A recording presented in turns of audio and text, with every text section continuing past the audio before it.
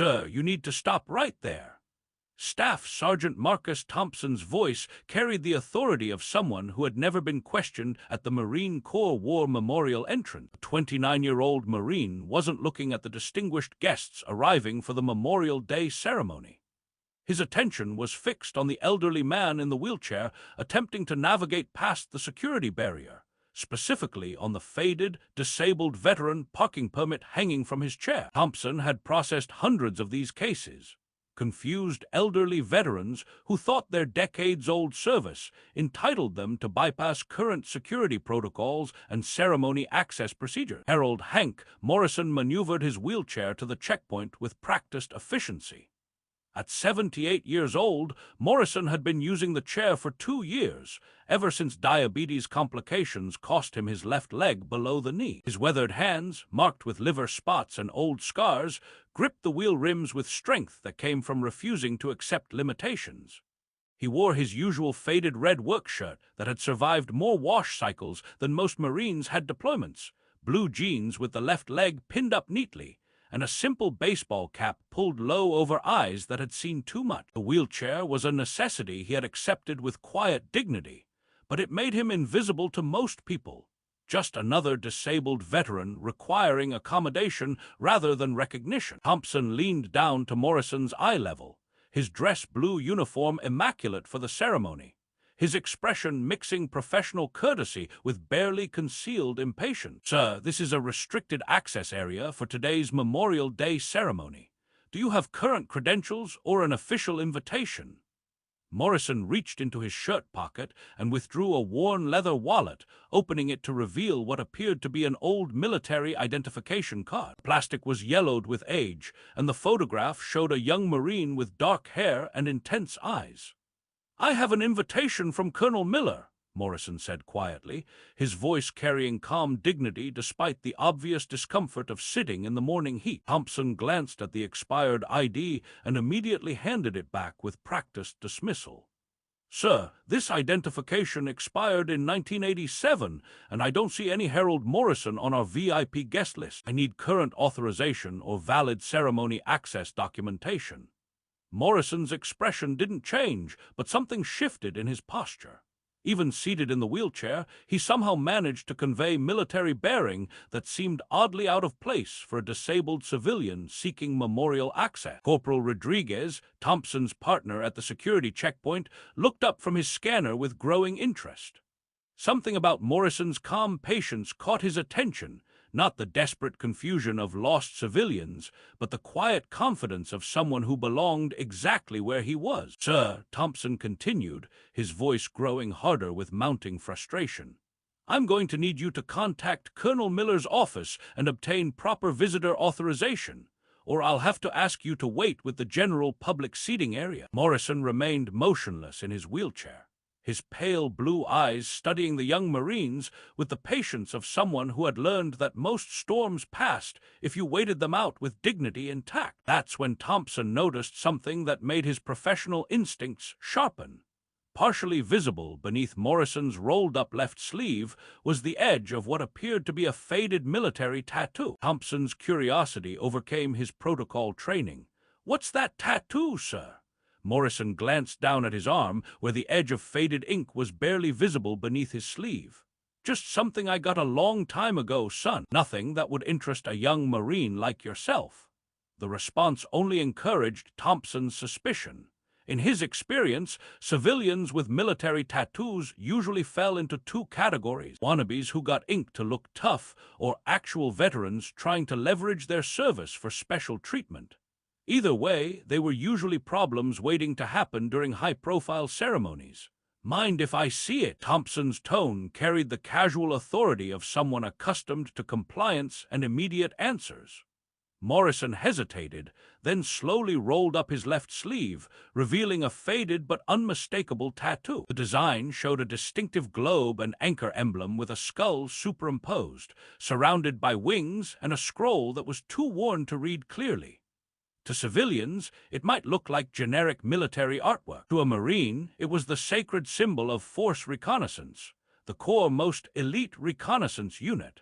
Thompson studied the ink with growing skepticism that bordered on outright disbelief. The tattoo looked authentic enough, but plenty of civilians got military-style tattoos from shops near bases to impress people or gain unearned respect.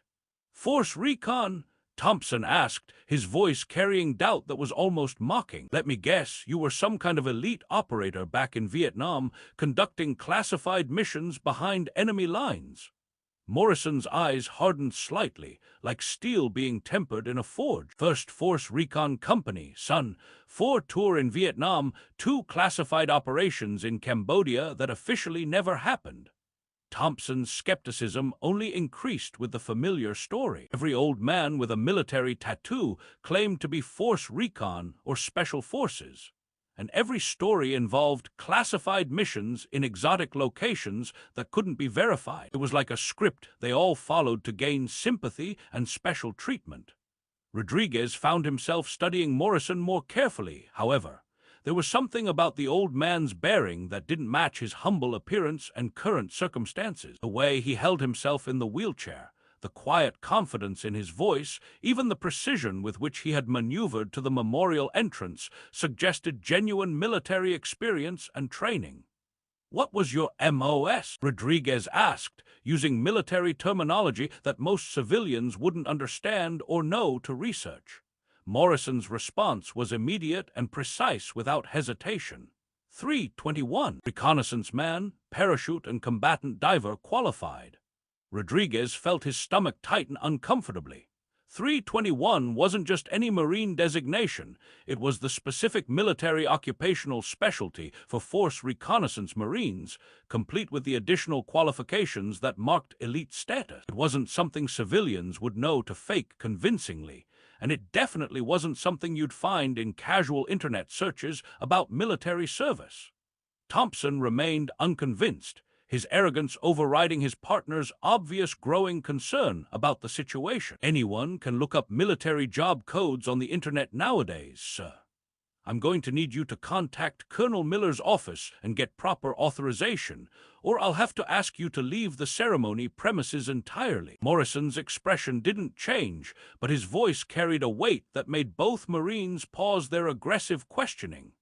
Morrison's mind suddenly drifted to another time, another place entirely. The Washington Memorial Grounds faded away, replaced by the oppressive humidity and constant danger of a Vietnamese jungle. He wasn't 78 anymore, and he wasn't confined to a wheelchair. He was 24, a sergeant with 1st Force Recon Company, leading a 6-man reconnaissance team on a classified mission deep behind enemy lines in the notorious Ashau Valley. The year was 1969, and Morrison was part of the most elite reconnaissance unit in the Marine Corps, conducting missions so dangerous that casualty rates exceeded 60%. In that long-ago jungle, Morrison had been responsible for 6 Marines whose lives depended on his experience, judgment, and ability to make split-second decisions under pressure that would break ordinary men. They were operating beyond the reach of artillery support, beyond the range of immediate extraction, in territory where capture meant torture and certain death. Morrison remembered the weight of his M14 rifle, the constant alertness required to stay alive, and the brotherhood forged between men who trusted each other with their lives in circumstances most people couldn't imagine or comprehend. Back at the memorial checkpoint, Morrison's eyes refocused on the young Marines surrounding him with growing hostility. "Son," Morrison said again, his voice carrying quiet authority that made nearby ceremony personnel stop their activities and listen carefully. "I've been attending Marine Corps ceremonies for 57 years. I know exactly where I belong, and I know exactly why I've earned the right to be here among the honored guests and distinguished veterans." Thompson's face flushed with mounting frustration and embarrassment at being lectured by a disabled veteran in front of distinguished ceremony guests and his fellow Marines. "Sir, I don't care how long you've been attending ceremonies or what stories you want to tell. Without proper current authorization, you cannot remain in the VIP section, and you need to move immediately." Morrison remained calm in his wheelchair, but something in his expression suggested he was reaching the limits of his considerable patience with the young Marine's disrespectful treatment. That's when Corporal Rodriguez made a decision that would fundamentally change everything that followed. "Sergeant," Rodriguez said carefully. What if I contact the ceremony coordinator's office just to verify his invitation and ensure we're handling this situation properly according to established protocols? Thompson nodded curtly, thinking this would finally resolve the situation and prove the old man was confused or lying about his ceremony access privileges and VIP status. Rodriguez walked toward the security checkpoint communications equipment.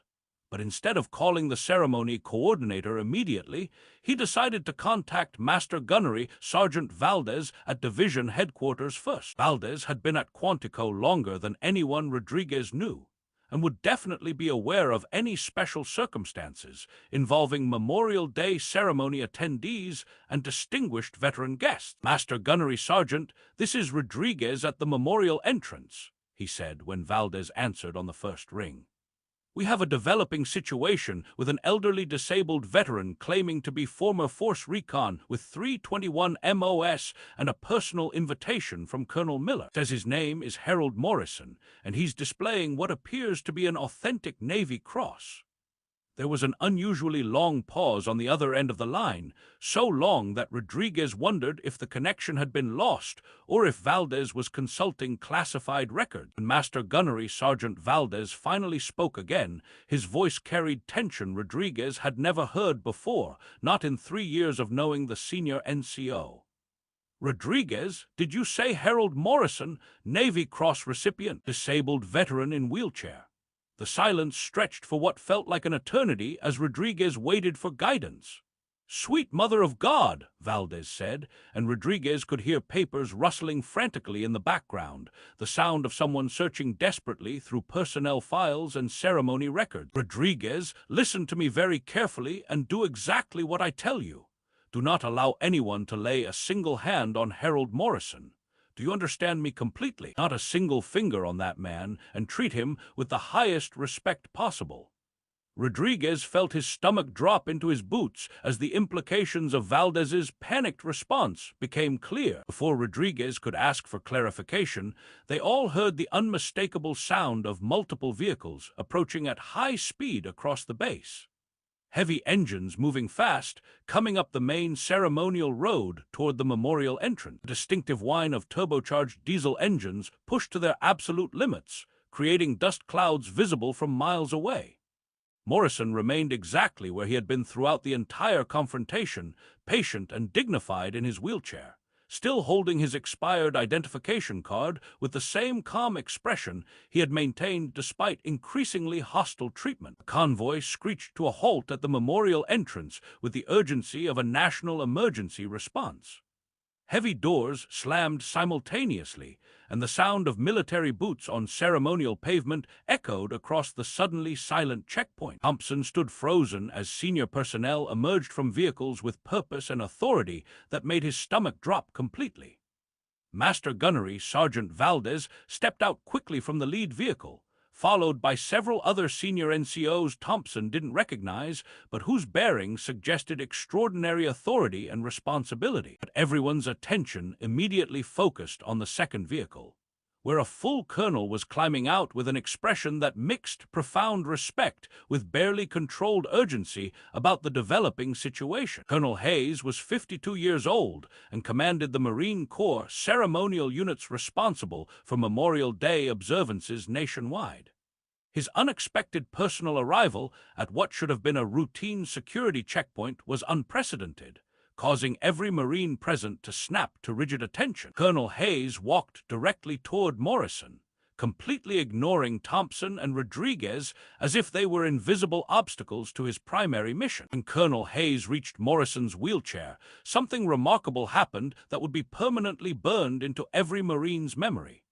The colonel came to rigid attention and rendered the sharpest, most precise salute that anyone present had ever witnessed in their entire military career. Master Gunnery Sergeant Harold Morrison, United States Marine Corps Force Reconnaissance, retired, Colonel Hayes said, his voice booming across the suddenly silent memorial entrance with authority that made every person present freeze in place. Sir, on behalf of the United States Marine Corps, I apologize for the inexcusable disrespect shown to you here today. You are our most honored guest and should have been escorted directly to the front row with full military honors. Morrison slowly returned the salute from his wheelchair, movements still precise despite his age and physical limitations. "Colonel, no apology necessary," Morrison said with the humble dignity that had characterized his entire military career. These Marines were following established security procedures and protecting this sacred ceremony. They were doing their job exactly as trained, and I respect their dedication to duty. The colonel held his salute for 5 full seconds before dropping his hand with military precision that spoke of deep personal respect and professional admiration for Morrison's service and sacrifice. Thompson felt his knees go weak as reality crashed over him like a cold wave.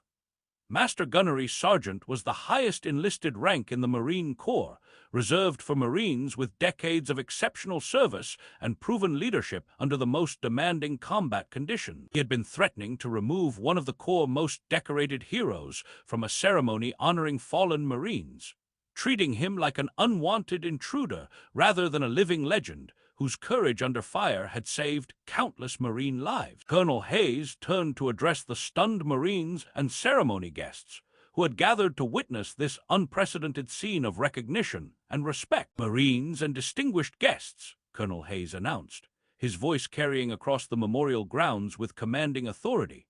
"Allow me to properly introduce Master Gunnery Sergeant Harold Ghost Walker Morrison, recipient of the Navy Cross, Silver Star, and 3 Purple Hearts earned during operations that are still classified above most clearance levels." The memorial grounds remained frozen in absolute silence as the full implications sank in completely.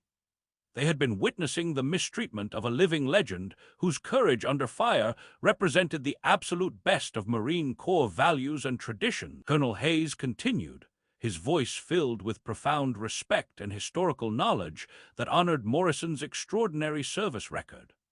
"Master Gunnery Sergeant Morrison holds the Marine Corps record for longest deep reconnaissance patrol, 23 days behind enemy lines in North Vietnam without resupply or communication. His tactical innovations and leadership under fire are still taught in every force reconnaissance qualification course across the Corps, and his example continues to inspire new generations of Marines." Colonel Hayes reached into his briefcase and withdrew a small wooden presentation box along with an official ceremony invitation. "Master Gunnery Sergeant Morrison, this is your official invitation to serve as Honorary Grand Marshal for today's Memorial Day ceremony, personally signed by the Commandant of the Marine Corps." He opened the wooden box, revealing the Navy Cross with its distinctive blue and white ribbon. "And this belongs with you, not in some Pentagon storage facility where bureaucrats lose track of our heroes." Morrison looked down at the medal with emotions playing across his weathered features, decades of memories flooding back from battles fought and comrades lost in service to his country. "I thought that was lost decades ago, Colonel. I figured the paperwork got buried somewhere in the system after my medical discharge." Colonel Hayes carefully pinned the Navy Cross to Morrison's faded red work shirt, the bronze cross looking dignified against the humble fabric. Staff Sergeant Thompson stepped forward, his voice filled with newfound respect and genuine shame for his earlier treatment. "Master Gunnery Sergeant Morrison, I was completely out of line, questioning your right to be here and treating you with disrespect. I apologize for my failure to recognize your service and sacrifice to our Corps and our nation." Morrison looked up at him with eyes that held no anger or resentment, only understanding and forgiveness. "Son, you were protecting this ceremony and following your